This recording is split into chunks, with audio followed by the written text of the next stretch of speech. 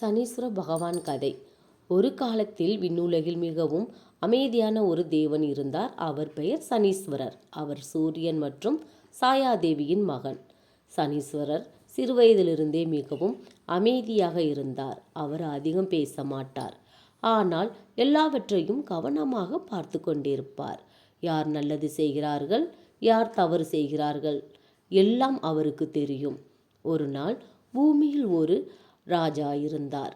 அவர் பெயர் விக்ரமாதித்தன்.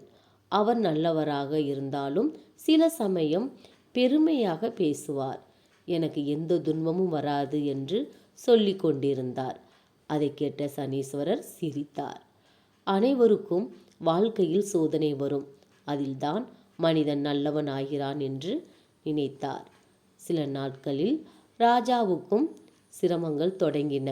செல்வம் குறைந்தது, நண்பர்கள் விலகினார். ராஜா கவலைப்பட்டார். ஆனால் அவர் ஒரு விஷயத்தை மட்டும் விட்டுவிடவில்லை, நல்ல மனசு. எப்போதும் போல நல்லது செய்தார். ஏழைகளுக்கு உதவினார், பொய் சொல்லவில்லை. காலம் கடந்தது. ஒரு நாள் சனீஸ்வரர் அவர் முன் தோன்றினார். நீ சோதனையில் வெற்றி பெற்றாய். நீ நல்ல மனசுடன் இருந்தாய். அதனால் உனக்கு மீண்டும் சந்தோஷம் கிடைக்கும் என்றார். அதன்பின் ராஜாவின் வாழ்க்கை மீண்டும் மகிழ்ச்சியாகியது. இந்த கதையின் பாடம்: சிரமம் வந்தால் பயப்பட வேண்டாம்.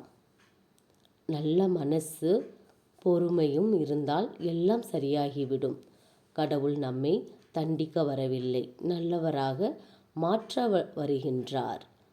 இந்த கதை பிடித்திருந்தால் சப்ஸ்கிரைப் பண்ணுங்க, லைக் பண்ணுங்க, ஷேர் பண்ணுங்க.